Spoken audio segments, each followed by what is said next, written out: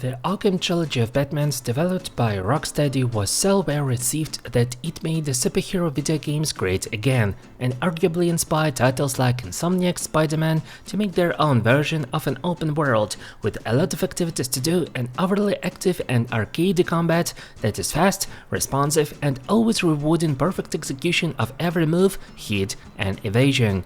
Obviously, the publishers of Arkham Trilogy would have wanted to have a new and improved follow-up to the trilogy that has its logical end and apparently was never supposed to be followed up and continued for an array of story reasons that I'm not going to spoil. Still, they delivered a new project, developed by WB Games Montreal, the studio previously responsible for Arkham Origins, having above-average reviews despite being completely different from the Arkham Trilogy, yet, despite their quite limited development experience, they've given us Gotham Knights that has never stood up to the hype and even to the quality level of any mediocre open world game. So what's happened to Gotham Knights and why did it fail?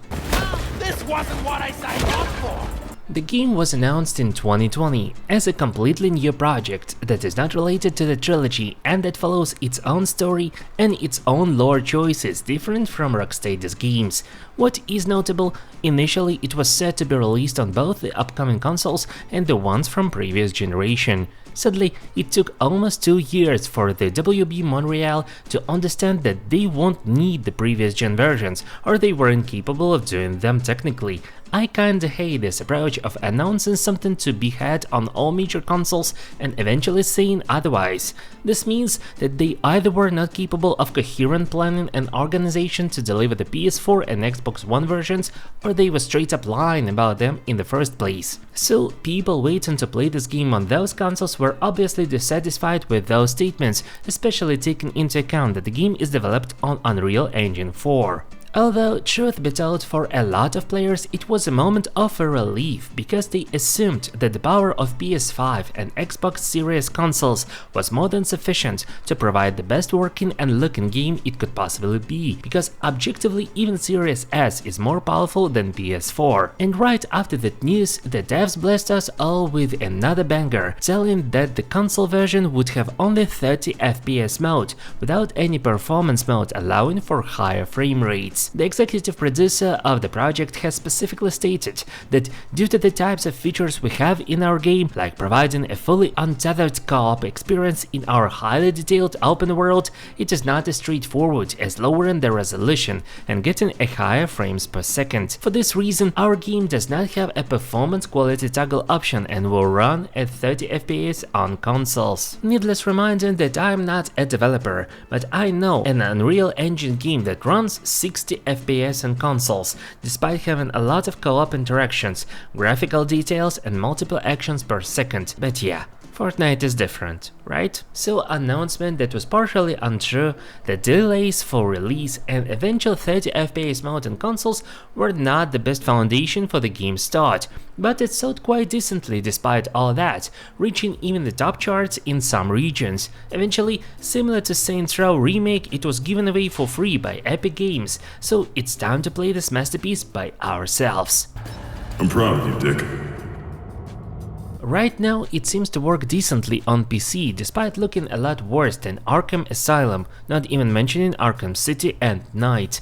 The internet is full of comparisons between the trilogy and Gotham Knights, and it makes me appreciate the trilogy even more for its art style, for its attention to details, for its character designs, and for everything else non-graphic related. Here, we've got the most basic and the most cliché versions of Nightwing, Batgirl, Robin, and Red Hood. They lack character, they lack individuality, and they lack any form of relatability that makes them actually likable and human. Instead, they look even flatter than Fortnite skins, and that already says a lot. They've got a lot of customizable cosmetic options, they can look differently, but they still remain lifeless. However, the designs are not that obnoxious like they are in Redfall or some other games we've reviewed for the series, and that's a plus already. What is a minus? They heavily resemble the Teenage Mutant Ninja Turtles, both design-wise and lore-wise. Batgirl is full of purple colors and is a geeky tech girl capable of hacking devices like Donatella. Nightwing is full of blue colors and is a based, strict and calm organizer of operations like Leonardo. Red Hood is a brute hothead like Raphael, and Robin is unfortunately too bland to be Michelangelo, but he tries to be the most cheerful and positive about everything he sees with his naive face. And that dynamic becomes even worse over time, because you feel like you need to play a true TNMT game for better characters, better graphics and combat. We can switch between them, which is a neat addition, but I cannot say that makes a lot of difference gameplay wise, and I'll return to that a bit later. The weapon designs are 2 sticks for Nightwing and Batgirl, a stick for Robin, and I didn't even care about Red Hood, I'm sorry, because I didn't even like his dumb face to even start playing as him. Their means of transportation is the bike that teleports whenever they call it, and it is the same bike without any personal differences and features. Another one is the claw they use to jump between buildings, but the flow of this movement is so weird and unintuitive that when combined with its slowness compared to the bike, ceases all usefulness and obviously never contributes to the immersion into the local version of Gotham. The city itself is as generic and bland as it could have been. It just has a lot of dark buildings, a gothic church, a lot of canonic buildings like Penguin Tower or Star's Lab, and that's it. Traversing the city for the sake of exploration and immersion is also quite meaningless, as you'll be immersed a lot more in cities like the Hidden Trilogy or in Insomniac's Spider-Man, which by the way ran on PS5 in 60 FPS. So I can honestly hardly find any reason for this game to not have 60 FPS on consoles like it does on PC. It has a big empty map with collectibles and starters for activities. It has random encounters generated spontaneously, and it has a lot of sub-levels loaded separately, like inside the aforementioned buildings with quests and our base of operations. In the modern age of seamless levels and open worlds, that is kinda sad as well, and all of those were even working badly upon release, making even high-end PCs barely reaching 60 FPS. And all of these makes us assume that the Gotham Knights dev team was underpaid, understaffed, lacked time and energy to make an appealing game which potentially could have existed. Gotham is their city now. The story is just plain not interesting. In the beginning they show us 10 minutes of Batman being killed, then we get the scene where the killer becomes dead, and that makes the whole introduction kinda meaningless.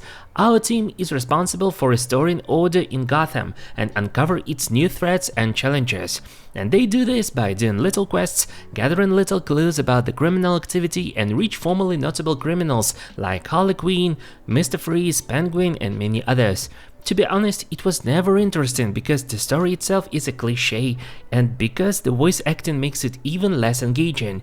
The VA is mediocre, but the editing makes it even worse, as the pauses between lines, the repetitions of the same information and clearly redundant phrases make you want to skip almost every cutscene without losing any context to what you are doing. Until you scan all the drones in a sector, consider it a no-fly zone. Which means I'm grounded until the drones are taken care of. I'll send you the location of the first one so you can get to work. And like I've said, the characters are just bland puppets parodying TNMT and are only committed to doing the chores they're given by the gameplay, because you are doing 3 things: driving a bike, collecting clues for a puzzle, or fighting enemies. And I won't spoil the story because I couldn't even start caring about it, while the gameplay behind it made it not only boring, but also making me question why did I launch Gotham Knights in the first place.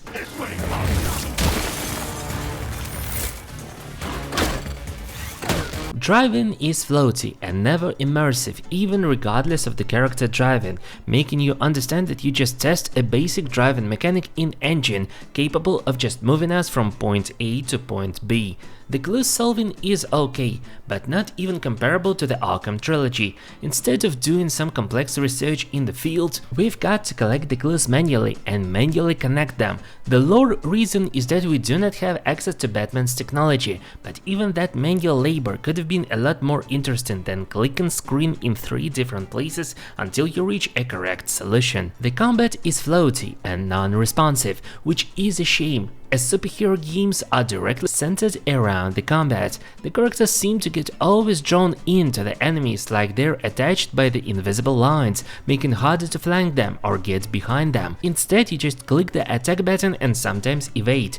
That's it. The extra challenges are either impossible to do or make no sense. For example, you may need to defeat all the enemies stealthily while they detect you from a long distance, or you need to avoid any damage while having a weird evade frame time. Moreover, they never feel rewarding because they just grant a bit more experience for leveling and some crafting materials that you would have been given elsewhere anyway. I've tried 3 out of 4 characters and they all feel the same despite having different weapons. They just need to dodge and click the X button and endure the HP pulse of enemies that may one-shot you because you're underleveled, meaning you need to grind for levels, which is never fun in a single player game that is not a live service. And even if it was a live service, the combat still remains not exciting and loot grinding never fun, like in Warframe, Destiny, Division, etc. Progression is just silly and creates more hindrances.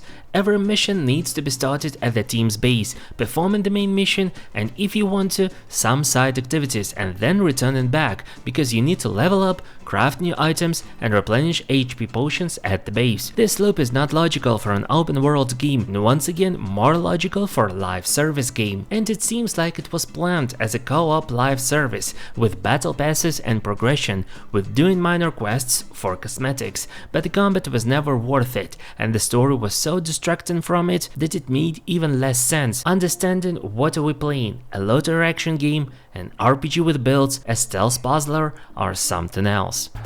I'm proud of you, Dick. In total, it seems that Gotham Knights is underdeveloped, undercooked and undertested live service game that was just made single player, with graphics that not immersive, with city that is empty, with activities that are either boring or defy any logic about why doing them, with characters that you never care about and with combat that is not even closely comparable to Arkham Asylum, and with the devs that seem not to support the game with more updates and more content. Heck, they still cannot optimize it to 60 FPS on consoles despite all its graphical weaknesses. And that's basically the plethora of reasons why we do not talk about the Gotham Knights no more.